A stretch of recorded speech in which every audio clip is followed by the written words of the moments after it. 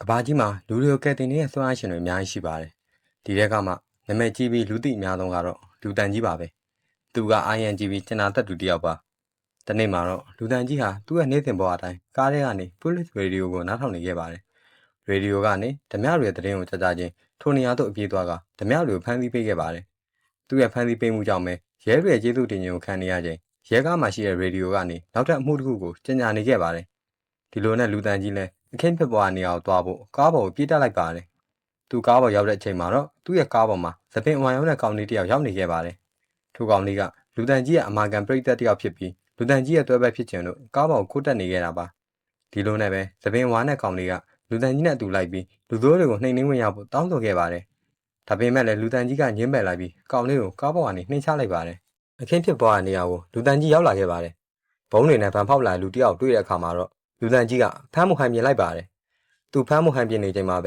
ကားပေါ်ကနေနှိမ်ချလိုက်တဲ့ကောင်လေးဟာအခင်းဖြစ်ပွားတဲ့နေရာကိုမိုးပြန်ဖက်နဲ့ရောက်ရှိလာခဲ့ပါတယ်။လူတန်ကြီးကကောင်လေးကိုတွေ့တော့ငါမင်းကိုမလိုအပ်ဘူးထွက်သွားတော့လို့ပြောပြီးကောင်လေးကိုနှိမ်ထုတ်လိုက်ပါတယ်။ဆာမကောင်လေးကလည်းသူ့အတောင်းဝင်တာတစ်ခုရှိမှာပါ။သူ့မှာစူပါပါဝါမရှိပေမဲ့ရဲကိုပြေးပြီးခေါ်ပေးပါမယ်ဆိုပြီးသူ့ရဲ့မိုးပြန်ဖက်နဲ့ရဲကိုခေါ်ဖို့ပြေးထွက်သွားခဲ့ပါတယ်။ဒါအောင်ခွင့်ကောင်းယူပြီးလူသိုးကဘုံတလုံးကိုကောင်လေးရဲ့အင်ကြီးမှာပြစ်ထည့်လိုက်ပါတယ်။ဒါအောင်လူတန်ကြီးကမြင်ပြီးကောင်လေးနောက်ကပြေးလိုက်ကဘုံကိုဖဲဖို့လောက်ပါတော့တယ်။ဘုံဟာဆံဝါကောင်လေးရဲ့အင်ကြီးမှာကော်နဲ့ကတ်ထားလို့ကတ်နေရကြောင်းတော်တော်နဲ့ခွာမရပဲဖြစ်နေခဲ့ပါတယ်။ခွာလို့ရတဲ့အချိန်မှာတော့ဘုံဟာယထာလမ်းပေါ်ပြုတ်ကျပြီးပောက်ကွဲသွားခဲ့ပါတယ်။တိုက်တိုက်ဆိုင်ဆိုင်ထို့အချိန်မှာပဲယထာတဲ့သီးကလည်းပြင်းလန်းတိုင်းလာနေခဲ့ပါတယ်။ဒါနဲ့လူတန်ကြီးလည်းယထာကိုပြုတ်မကြအောင်ခန္ဓာကိုယ်နဲ့တိုက်ခံပြီးယထာပေါ်ကလူတွေကိုကတ်တင်ပေးလိုက်ပါတော့တယ်။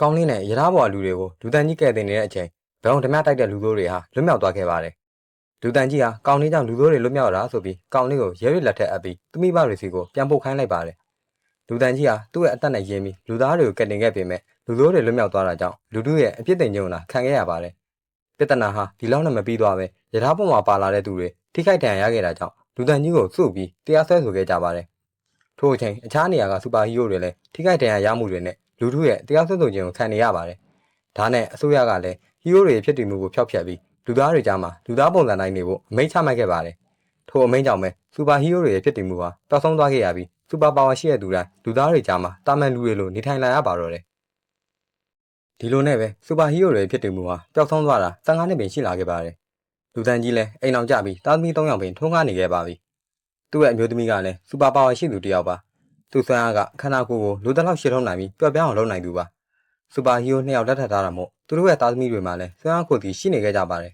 ။အကြီးဆုံးသမီးကတော့အကိုပြောင်းနိုင်ပြီးကာကွယ်နိုင်တဲ့ဒိုင်းကာကိုထုတ်လွှတ်နိုင်တဲ့သူပါ။ဒုတိယမြောက်သားကတော့လှင်မြန်တဲ့ခြေထောက်တွေရှိပြီးသူ့ရဲ့ပြေးအားကရေပေါ်မှာပြေးနိုင်တဲ့အထိမြန်လွန်းတာပါ။အငယ်ဆုံးကလေးကတော့မွေးကသာဖြစ်တာကြောင့်ဆွမ်းအားရှိမရှိဆိုတာကိုရေရမသိကြသေးပါဘူး။လူတန်ကြီးဟာရိုးသားမှန်ဘဝမှာရုံးဝန်ထမ်းဖြစ်နေပဲမိသားစုကိုရှာဖွေကျွေးမွေးနေခဲ့ပါတယ်။သူဟာရုံးဝန်ထမ်းလုပ်နေရပေမဲ့လည်းသူ့ရဲ့စိတ်ထဲမှာတော့အရင်လိုလူသားကောင်းဘဝနဲ့လူသားတွေကိုကူညီခြင်းနေတော့မှာပဲ။ဒီလိုနဲ့တနေ့မှာတော့သူတို့မိသားစုညှက်လာစားနေတော့လူတန်ကြီးရဲ့တငယ်ချင်းစူပါရီရဲလူသားရောက်လာပြီးဘိုးလင်းပြစ်မယ်ဆိုကလူတန်ကြီးကိုလောက်ခေါ်သွားခဲ့ပါတယ်။အမှန်ကတော့ဘိုးလင်းပြစ်ဖို့မဟုတ်ပဲရုပ်ဖြတ်ကအကူညီလိုနေတဲ့သူတွေကိုကူညီပေးဖို့ပဲဖြစ်ပါတယ်။ဒီလိုနဲ့ကားပေါ်ရောက်တော့Police Radio နားထောင်ရင်တာမန်ဘဝမှာတာမန်လူသားကိုနေထိုင်ရတာကသူတို့အတွက်အဆင်မပြေကြောင်းတယောက်နဲ့တယောက်ပြောဆိုနေကြကြပါတယ်။သူတို့စကားပြောနေချိန်မှာပဲရေဒီယိုကနေမီးလောင်နေတဲ့သတင်းတစ်ခုတက်လာတာကြောင့်မီးလောင်ရာနေရာကိုတွားဖို့ပြင်ပါတော့တယ်။ဒီလိုနဲ့သူတို့မီးလောင်နေတဲ့အဆောက်အဦကိုရောက်ရှိလာခဲ့ပါတယ်။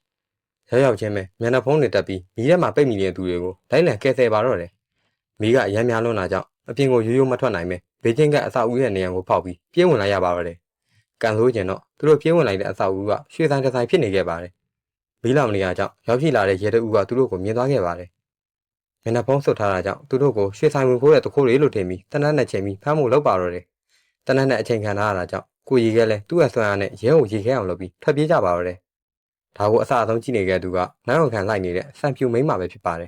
။နောက်တနေ့ရောက်တဲ့အချိန်မှာတော့လူတန်ကြီးစီကိုစာအိတ်တိတ်ရောက်နေခဲ့ပါတယ်။စာအိတ်ထဲမှာလက်တော့တစ်ခုရှိနေခဲ့ပြီးထိုလက်တော့ကနေသူတို့ကိုညကနောက်ခံလိုက်နေတဲ့စံမြူမိန်းမရဲ့ဗီဒီယိုတစ်ခုတက်လာခဲ့ပါတယ်။ထိုဗီဒီယိုထဲမှာပါတာကတော့သူတို့ဟာအစိုးရထိပ်တန်းအဖွဲ့အစည်းတစ်ခုဖြစ်ပြီးလူတန်ကြီးကိုသူတို့ရဲ့အဖွဲ့အစည်းမှာလူသားကောင်းလုပ်ပြီးကူညီခိုင်းမှုပဲဖြစ်ပါတယ်။ပြီးတော့သူတို့အတွက်လူသားကောင်းလုပ်ပေးမယ်ဆိုရင်ခုလက်ရှိလူတန်ကြီးရနေတဲ့တနစ်စာဝင်ငွေရဲ့3စာတိပေးမယ်လို့ပြောပြီးကမ်းလှမ်းခဲ့ပါတယ်။လာစာထက်အရင်လိုလူသားကောင်းလုပ်ပြီးကူညီပေးရမယ့်ကိစ္စမို့လူတန်ကြီးလည်းအားသက်တရောနဲ့အလုပ်ကိုလက်ခံခဲ့ပါတယ် လူတန်ကြီးအလုပ်ကိုလက်ခံလိုက်တာနဲ့ဆံပြူမိမကသူ့ကိုမစ်ရှင်တစ်ခုပေးခဲ့ပါတယ်မစ်ရှင်ကတော့တိတ်ပန်စနိုင်ခံမှာဖန်တီးထားတဲ့စက်ရုပ်တွေဟာဆက်ချွတ်ရင်ပြီးထိန်းချုပ်လို့မရတော့တာကြောင့်တွားရောက်ဖျက်ဆီးကညစ်မဲ့ဖြစ်ပါတယ်ထမ်းဆောင်မဲ့မစ်ရှင်ကပင်လယ်ပြင်ထဲကကျွန်းတစ်ခုမှဖြစ်ပြီးခရီးကဝင်းလွန်ပါတယ်လူတန်ကြီးဟာမစ်ရှင်လုပ်နေတာကိုအခြားသူတွေမသိသေးချင်တာကြောင့်အလုပ်ကအစည်းအဝေးတစ်ခုရှိလို့ခီးထွက်ရမယ်ဆိုပြီးသူ့မိမကိုလိန်ခဲ့ပါတယ်ဒီလိုနဲ့လူတန်ကြီးလည်းဆက်ရောက်ရှိတဲ့ကျွန်းကိုခီးထွက်ခဲ့ပါတယ်ကျွန်းမရောက်တာနဲ့လူတန်ကြီးဟာအချိန်တော်ကြာသည့်အထိကျွန်းပေါ်မှာရှိနေတဲ့စက်ရုပ်ကိုလိုက်လံရှာဖွေနေခဲ့ပါတယ်တောနတ်တနေရာကိုရောက်တဲ့အခါမှာတော့ဇလေးဘက်ရှိတဲ့စက်ရုပ်ကြီးတစ်ကောင်ဟာရုတ်တရက်ပေါ်လာပြီးလူတန်ကြီးကိုတိုက်ခိုက်ပါတော့တယ်ခြုံငုံပြီးတိုက်ခိုက်ခံရတာကြောင့်လူတန်ကြီးလည်းအထိနာခဲ့ရပါတယ်အခွင့်ကောင်းရတဲ့အချိန်မှာတော့လူတန်ကြီးဟာစက်ရုပ်ကိုလွင့်ထွက်သွားအောင်ထိုးလိုက်ပါတော့တယ်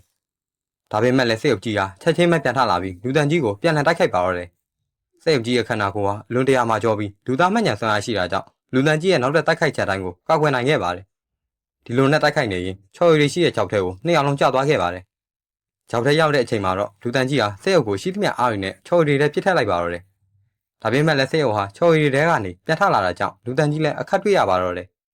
နောက်ဆုံးတော့လူတန်ကြီးလည်းစက်ရုပ်ရဲ့ဘိုင်းအောက်ကနေတစ်ဆင့်စက်ရုပ်ရဲ့ကိုယ်ထဲဝင်ပြီးအထက်ကဦးတိုင်ကိုဖျက်ဆီးပစ်လိုက်မှာပဲစက်ရုပ်ကြီးဟာရက်တန်ပြီးပြစ်လဲသွားခဲ့ပါတယ်စက်ရုပ်ကြီးပျက်စီးသွားတော့လူတန်ကြီးလည်းတယောက်တည်းအောင်ပွဲခံနေခဲ့ပါတယ်လူတန်ကြီးတိုက်ခိုက်မှုအစအဆုံးကိုနောက်ကွယ်ကနေလူတစ်ယောက်ကစောင့်ကြည့်နေခဲ့ပါတယ်ဒါကိုတော့လူတန်ကြီးမသိရှိခဲ့ပါဘူးလူတန်ကြီးမစ်ရှင်ပြီးသွားပြီးအိမ်ပြန်ရောက်တဲ့အခါမှာတော့သူ့ရဲ့ဝတ်စုံဟာဆုပ်ပြဲနေခဲ့ပါတယ်ဒါနဲ့သူလည်းဆက်ချုပ်သမားစီကိုအဝတ်စားပြင်ဖို့ထွက်လာခဲ့ပါတော့တယ်သူသွားတဲ့ဆက်ချုပ်သမားကရိုးရိုးဆက်ချုပ်သမားမဟုတ်ပါဘူးစူပါဟီးရိုးတွေရဲ့စွမ်းအားတွေနဲ့အညီလိုက်ဖက်တဲ့ဝတ်စုံကိုချုပ်ပေးနေတဲ့စူပါဆက်ချုပ်သမားပဲဖြစ်ပါတယ်လူတန်ကြီးဆက်ချုပ်သမားစီရောက်တော့သူ့အင်ကြီးကိုဖားထေးပေးဖို့တောင်းဆိုခဲ့ပါတယ်ဆက်ချုပ်သမားနဲ့လူတန်ကြီးကအရင်ကတည်းကတိကျွမ်းခဲ့တဲ့သူတွေမို့လူတန်ကြီးရဲ့ပြဲနေတဲ့အဝတ်ကိုဖားထေးပေးအောင်လည်းမကပဲဝတ်ဆောင်တစ်တစ်စုံကိုပါချုပ်ပေးခဲ့ပါတယ်ဒီလိုနဲ့နေလာရင်လူတန်ကြီးနောက်ထပ်မစ်ရှင်ထမ်းဆောင်မဲ့အချိန်ကိုရောက်ရှိလာခဲ့ပါတယ်ဒီတစ်ခါမှလည်းအရင်တိုင်းပဲသူ့မိမကိုအစည်းအဝေးရှိတယ်ဆိုကလိန်ပြီးတော့ထွက်ခဲ့ပါတယ်လူတန်ကြီးနောက်မစ်ရှင်ထမ်းဆောင်မဲ့နေရာကိုရောက်တော့အရင်ကားတဲ့ပူကြီးတဲ့လက်လေးဘက်စက်ရုပ်ကိုတွေ့ရပါတယ်စက်ရုပ်အသေးနဲ့တောင်မှမနှဲနိုင်ယူခဲ့ရတာမို့အရင်စက်ရုပ်ထက်ပူကြီးပြီးပုံမာတဲ့လက်လေးဘက်စက်ရုပ်ကြီးနဲ့ကြအားမမျှပဲလူတန်ကြီးပဲလှိတ်ခံနေရပါတော့တယ်ဒီလိုနဲ့တိုက်ခိုက်နေရင်လူတန်ကြီးဟာစက်ရုပ်ရဲ့လက်ထဲမှာအဖမ်းခံလိုက်ရပါတော့တယ်လူတန်ကြီးအဖမ်းခံရချိန်မှာပဲဘေးနားကနေစက်ရုပ်ကိုထိန်းချုပ်နေတဲ့လူတစ်ယောက်ပေါ်လာခဲ့ပါတယ်ထို့သူကတော့အခြားသူမဟုတ်ပါဘူးလူတန်ကြီးအရင်ကနှင်ထုတ်ခဲ့တဲ့စံဝါကောင်လေးပဲဖြစ်ပါတယ်စံဝါကောင်လေးကအရင်ကလူတန်ကြီးကိုအားချခဲ့ပေမဲ့လူတန်ကြီးကနှင်ထုတ်ခဲ့တာကြောင့်အခုခါမှဆိုရင်လူတန်ကြီးကိုမုန်းတဲ့လူတစ်ယောက်ဖြစ်နေခဲ့ပါပြီဒါကြောင့်လဲလူတန်ကြီးသူ့စီရောက်လာအောင်အခုလိုအကွက်ချက်ချစီစဉ်ခဲ့ခြင်းဖြစ်ပါတယ်ဒီလိုနဲ့ပဲလူတန်ကြီးကိုစံဝါကောင်လေးကဖမ်းဆီးထားလိုက်ပါတော့တယ်အခြားတစ်ဖက်မှာတော့လူတန်ကြီးရဲ့မိန်းမကိုပြော့မယ်အားဆိုရင်ဖြင့်အိမ်တန်ရှင်းလုပ်နေတော့လူတန်ကြီးရဲ့အင်ဂျီမှာဖာထေးထားတာကိုတွေ့သွားခဲ့ပါတယ်ဒါနဲ့မတင်ငါသိမ့်နဲ့ပဲတက်ချုပ်သမားစီကိုတွားပြီးတော့မေးမြန်းခဲ့ပါတယ်တက်ချုပ်သမားစီရောက်တဲ့အခါမှာတော့လူတန်ကြီးစူပါဟီးရိုးခိုးလုပ်နေတဲ့ကိစ္စကိုကိုပြော့မယ်သိသွားခဲ့ပါတယ်သိသွားတာနဲ့လူတန်ကြီးကိုနီလန်းပေါင်းစုံပြင်ဆက်သွယ်ခဲ့ပါတယ်ဒါပေမဲ့လည်းလူတန်ကြီးနဲ့ဘလို့မှအဆက်အသွယ်မရတာကြောင့်ကိုပြော့မယ်လည်းစိတ်ပူနေခဲ့ရပါတယ်ဒီအချိန်မှာဆက်ချုပ်သမားကသူလူတန်ကြီးကိုချုပ်ပေးထားတဲ့အင်ဂျီမှာခြေရာခံစနစ်ထည့်ပေးတာကြောင့်ပြောပါတော့တယ်ကိုပြော့မယ်လဲလူတန်ကြီးရဲ့ခြေရာခံစနစ်ကိုဖွင့်ကြည့်တဲ့အခါမှာတော့နေရာတစ်ခုထဲမှာအချိန်တော်တန်ကြာရက်သက်နေခဲ့တာကြောင့်လူတန်ကြီးအဖမ်းခံနေရမယ်သိသွားခဲ့ပါတယ်ဒီလိုနဲ့လူတန်ကြီးနောက်လိုက်သွားဖို့ပြင်ဆင်တဲ့အခါမှာတော့ဆက်ချုပ်သမားကလူတန်ကြီးလာချုပ်တုံးကသူ့ပို့ချုပ်ပေးထားတဲ့သူတို့မိသားစု9ယောက်လုံးရဲ့အင်ဂျီကိုထည့်ပေးလိုက်ပါတော့တယ်ဒီလိုနဲ့ကိုပြော့မယ်လဲအသီးတယောက်စီကဂျက်လိန်တဲ့စီးကိုငှားပြီးလူတန်ကြီးကိုကဲဖို့ထွက်ခဲ့ပါတော့တယ်ဒီလိုနဲ့ကိုပြော့မယ်လေရင်မောင်းနေတော့လေရင်နောက်ခန်းကနေသူညံတန်နေထွက်နေရကြောင်းတွားကြည့်တဲ့အခါမှာတော့သူသမီးဖြစ်သူကိုပြော့ကောင်မလေးနဲ့သူ့သားအပြည့်လူသားတို့ခိုးလိုက်လာတာကိုတွေ့လိုက်ရပါတယ်သူ့သားနဲ့သမီးကိုတွေ့တော့ကိုပြော့မယ်လဲလေရင်မောက်ခိုးလိုက်လာတဲ့ကိစ္စနဲ့အငယ်ဆုံးကလေးကိုကလေးထိန်နဲ့2ယောက်တည်းထားခဲ့တဲ့ကိစ္စတို့ကိုပေါင်းပြီးတော့စူပါတော့တယ်သူစူနေတဲ့အချိန်မှာပဲလေရင်ရဲ့ရေဒါကနေအချက်ပေးတံထွက်လာခဲ့ပါတယ်ကိုပြော့မယ်သွားစိတ်ကြည့်တဲ့အခါမှာတော့ပဲထိန်ထုံးကြီးတွေလေရင်စီလာနေတာကိုတွေ့လိုက်ရပါတယ်ကိုပြော့မယ်လဲလေရင်ကိုရသလောက်ထိန်းချုပ်ပြီးချောင်ချားခဲ့ပေမဲ့ဒုံးညင်တစည်းကလေရင်ကိုထိမိပြီးလေရင်ပြက်ကြကသူတို့သားမိ3ယောက်လုံးရေထဲကိုပြုတ်ကျသွားပါတော့တယ်ရေထဲရောက်တော့ကိုပြော့မယ်ကခီးကိုဆက်သွားဖို့ဆုံးဖြတ်ချက်ချလိုက်ပါတယ်ဒုံးညင်ပြစ်လွတ်လိုက်တဲ့လမ်းကြောင်းကိုကြည့်ပြီးသူတို့သားမိ3ယောက်ရဲ့စွမ်းအားတွေကိုစုပေါင်းကလူတန်ကြီးရှိရာကိုတွားချပါတော့တယ်ကုန်းမော်ရောက်တော့ကိုပြော့မယ်ကခလေး2ယောက်ကိုဘေးဖြစ်မှာစိုးရိမ်တာကြောင့်ဂူတခုထဲမှာသူပြန်လာတာကိုစောင့်ဖို့ပြောပြီးထားခဲ့လိုက်ပါတော့တယ်ဒီလိုနဲ့ကျုံးမောင်မှာလိုက်ပတ်ရှာရင်အဆောင်ဦးထုကိုတွေ့တာကြောင့်အထဲကိုခိုးဝင်လိုက်ပါတော့တယ်အထဲမှာအဆောင်တွေနဲ့တွေ့ပြီးကိုပြော့မယ်လဲခက်ခက်ခဲနဲ့ရင်ဆိုင်နေခဲ့ရပါတယ်နောက်ဆုံးမှာတော့သူ့ရဲ့စူးစမ်းရှာဖွေမှုနဲ့ပဲလူတန်ကြီးကိုရှာတွေ့ခဲ့ပါတယ်ခဏတာလင်းများနောက်လွမ်းတယ်ကြပြီးခလေးတွေကြံခဲ့တာတတိယပြီးပြန်ပြီးတော့တွားရှာပါတော့တယ် အဲ့အချိန်ကလေးတွေရှိရဘက်မှာတော့လူစိုးတွေကသူတို့ကိုရှာသွေးသွားပြီးလူစိုးတွေလိုက်ဖမ်းခြင်းကိုခံနေရပါတယ်မောင်နှမ2ယောက်လုံးစွမ်းအားကိုတေချာမသုံးသက်သေးပေမဲ့တက်နိုင်တဲ့စွမ်းအားနဲ့လူစိုးတွေရဲ့လက်ကနေလွတ်အောင်လို့ကြိုးစားနေခဲ့ကြပါတယ်ဒီလိုနဲ့ပြင်းလွှားရင်သူတို့ကိုလိုက်ရှာနေတဲ့သူတို့ရဲ့အဖေနဲ့အမေလူတန်ကြီးနဲ့ကိုပြော့မေတို့ကိုတွေ့သွားခဲ့ပါတယ်ဒီလိုနဲ့မိသားစု4ယောက်လုံးပြန်ဆောင်ပြီးလူစိုးတွေကိုစုပေါင်းပြီးတော့တိုက်ခိုက်ကြပါတော့တယ်အကောင်လုံးဒီပါကိုတိုက်ခိုက်ပြီးချိန်မှာပဲဆန်ဝါရောက်လာပြီးသူတည်ထွင်ထားတဲ့အကျော်တိတ်ဆက်နဲ့တမိသားစုလုံးကိုဖမ်းလိုက်ပါတော့တယ်စကန်းကိုပြန်ရောက်တော့ဆန်ဝါကလူတန်ကြီးတို့ကိုသူ့ရဲ့အကြံစီကိုပြောပါတော့တယ်သူ့ရဲ့အကြံစီကလူတန်ကြီးချခဲ့တဲ့လက်လေးပတ်ဆက်ရုပ်တဲ့အစာပေါင်းများစွာပို့ပြီးကြီးမားပြီးပုံမာတဲ့စက်ရုပ်ကြီးကိုမြို့ထဲကိုလှုပ်ပြီးမြို့ကိုဖျက်ဆီးခိုင်းမှုပဲဖြစ်ပါတယ်မြို့ကိုတော်တော်များများဖျက်ဆီးပြီးသွားရင်သူကသွားပြီးတော့စူပါဟီးရိုးဟန်ဆောင်ကသူထင်းချုပ်ထားတဲ့ဆက်တွေနဲ့စက်ရုပ်ကြီးကိုတစားစီဖျက်ဆီးပြီးနာမည်ကောင်းဝင်ယူဖို့ပဲဖြစ်ပါတယ်ဆန်ဝါဟာရှင်းပြပြီးတာနဲ့သူပြောတဲ့အတိုင်းမြို့ထဲကိုသူ့လွတ်ထားတဲ့စက်ရုပ်ကိုဖျက်ဆီးဖို့သွားပါတော့တယ်ဆန်ဝါထွက်သွားတာနဲ့ကိုပြောက်ကောင်မလေးကသူ့ဆွမ်းအားကိုတုံးပြီးတမိသားစုလုံးကိုထောင်ထဲကနေလွတ်အောင်လုပ်ပေးလိုက်ပါတော့တယ်ထောင်ထဲကလွတ်သွားပေမဲ့မြို့ကိုသွားဖို့အခက်တွေ့နေတဲ့အချိန်သူတို့စီကိုစံပြူမိမရောက်လာခဲ့ပါတယ်အကြောင်းကဆန်ဝါနဲ့အလုပ်သွဲလုပ်နေရပေမဲ့ဆန်ဝါရဲ့မြို့ကိုဖျက်ဆီးမဲ့အစီအစဉ်ကြောင့်ဗတ်ပြောင်းပြီးလူတန်ကြီးတို့ကိုလာပြီးတော့ကူညီပေးရခြင်းပဲဖြစ်ပါတယ်ဒီလိုနဲ့မြို့ကိုစံပြူမိမစီစဉ်ပေးတဲ့ရင်းနဲ့ပဲထွက်လာခဲ့ကြပါတော့တယ်အဲ့ဒီချိန်မြို့ထဲမှာတော့ဆန်ဝါကစက်ရုပ်ကြီးကိုလက်မှရှိရဲ့ထင်းချုပ်ခလုတ်တွေနှိပ်ပြီးလူတွေရှစ်မှာလူသန်းကောင်းလုတ်ပြနေပါတော့တယ်စက်ရုံမှာညင်ရင်အထုထပ်ပေးရတာကြောင့်သူ့ကိုထင်းချုပ်နေတဲ့ဆန်ဝါလက်ကထင်းချုပ်ရေးဆက်ကိုမြင်ပြီးလေသာနဲ့ပြစ်လိုက်ပါတော့တယ်ထင်းချုပ်ရေးဆက်မရှိတော့တာမို့စက်ရုံဟာဆန်ဝါကိုပါတိုက်ခိုက်ပါတော့တယ်ထင်းချုပ်ရေးဆက်နဲ့လူများရှစ်မှာဟန်ဆောင်နေတဲ့ဆန်ဝါလဲအသက်လူပြီးတော့ပြေးနေရပါတော့တယ်ထင်းချုပ်မဲ့သူမရှိတော့စက်ရုံဟာအရင်လိုမြို့ကိုပြန်ပြီးတော့ဖျက်ဆီးပါတော့တယ်စက်ရုံကြီးမြို့ကိုဖျက်ဆီးနေတော့လူတန်ကြီးတို့မိသားစုရောက်လာပြီးစက်ရုံကြီးကိုဝိုင်းပြီးတော့တိုက်ခိုက်ကြပါတော့တယ်တိုက်ခိုက်တယ်လို့ဆိုတော့လဲစက်ရုံကြီးကမာကြောင်လွန်းတာကြောင့်ဘလို့ပင်တိုက်ခိုက်ရာမထင်ဖြစ်နေကြရပါတယ်စက်ရုပ်ကြီးရဲ့တိုက်ခိုက်မှုတစ်ချက်ကြောင့်လူတန်ကြီးမှောက်နေတဲ့အချိန်လူတန်ကြီးရှိမှရှိရဲ့စက်ရုပ်ကိုထိန်းချုပ်နေတဲ့ဆက်ကိုတွေ့သွားခဲ့ပါတယ်ဘယ်ကလောက်ကဘယ်အမှန်းမသိတာကြောင့်လွယ်လွယ်ချော့ချော်တွေဖြစ်နေခဲ့ရပါတယ်စက်ရုပ်ကလည်းထိန်းချုပ်ဆက်ကိုတွေ့ရတဲ့အသိဖြတ်စီးဖို့လိုက်လူပါတော့တယ်မိသားစု၄ယောက်စက်ရုပ်ကြီးလူလို့မရအောင်တယောက်နဲ့တယောက်ပြစ်ပေးရင်စက်ရုပ်ကြီးကိုအာယုံများအောင်လုပ်နေခဲ့ကြပါတယ်အဲ့ဒီချိန်ရေခဲလူသားပါရောက်လာပြီး9ယောက်ပေါင်းပြီးတော့စက်ရုပ်ကြီးကိုဖျက်ဆီးဖို့ကြိုးစားကြပါတော့တယ်စက်ရုပ်ကိုဖျက်ဆီးဖို့ကြိုးစားနေရင်လူတန်ကြီးဟာပထမဆုံးစက်ရုပ်ကိုဖျက်ဆီးခဲ့တဲ့နေ့ကိုပြန်ဆင်းစားမိသွားပါတယ်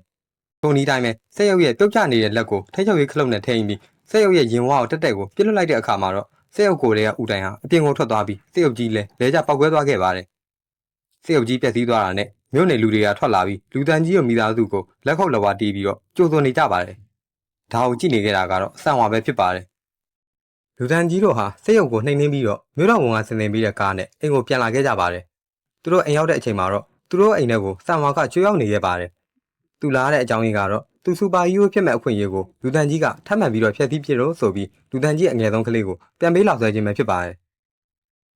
ဆန်ဝါလက်ထဲမှာအကျော်သေးဆိုင်ရှိနေတာကြောင့်လူတန်ကြီးတို့လည်းဘာမှမတတ်နိုင်ခဲ့ကြပါဘူးဒီလိုနဲ့ပဲဆန်ဝါကကလေးကိုချီပြီးအိမ်ကိုဖောက်ကအပေါ်မှာရှိနေတဲ့သူ့ရဲ့ရင်စီတက်သွားခဲ့ပါတယ်